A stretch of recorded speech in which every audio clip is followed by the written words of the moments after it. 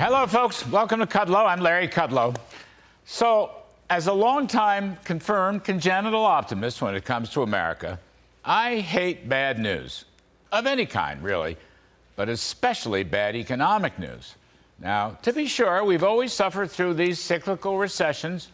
We've had 13 recessions, counting the one-quarter COVID recession, since World War II. But recovery is always far more powerful than the downturns.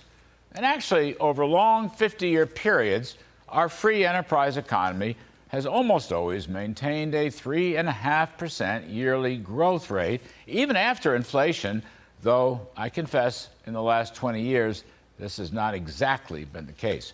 But no other country in history comes even close to our long-term prosperity trends. In other words, economic freedom works. Now, lately, however, the economy has turned down. We're either in a recession or on the front end of a recession. And the principal cause of this slump, at least in my view, is the inflationary policies of the Biden administration. Too much spending, taxing, regulating, Green New Dealing, and money printing. And I thought President Trump's supply-side policies created a boom. Unfortunately, it was too short. And Biden's big government socialism is leading to a bust. The first half of the year, we saw a decline of GDP. Recently, we've seen an enormous downturn in housing, which is frequently a leading indicator of the overall economy, worth focusing on for a moment. For example, in today's report on new home sales, that for July, it showed a huge 30% drop over the past year and a 54% annualized drop in just the past 3 months alone.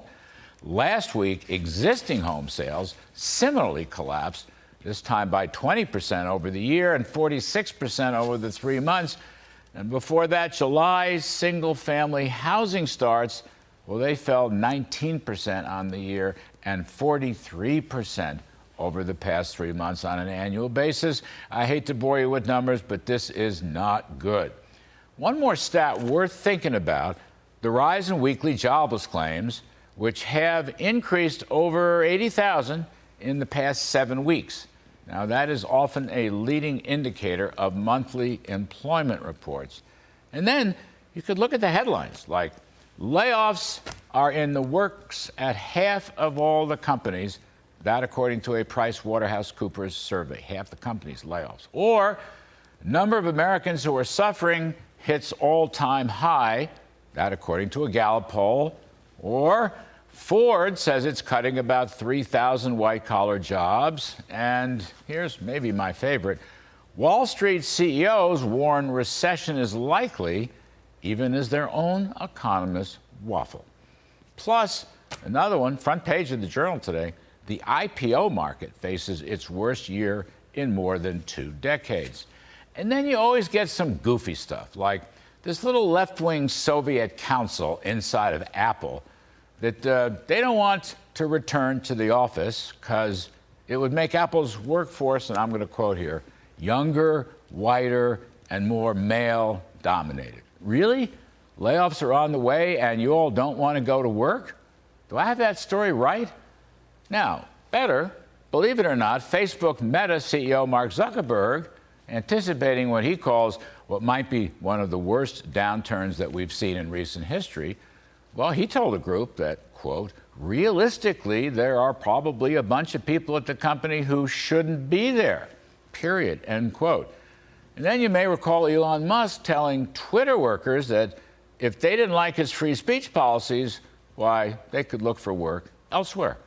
And not long ago, Elon also said that his workers at Tesla and elsewhere, they should be putting in 40-hour weeks at the office or the plant. Sounds to me like Zuckerberg and Musk understand something about capitalism and about market incentives and about the work ethic.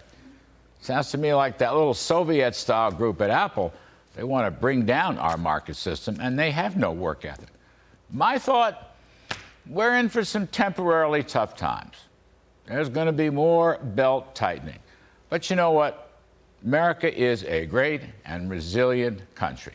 And I'll just bet that regular working folks throughout the country, well, they'll keep their nose to the wheel and their shoulder to the grindstone. And you know what, folks? The cavalry's coming. Things are going to get better. All right, that's my riff.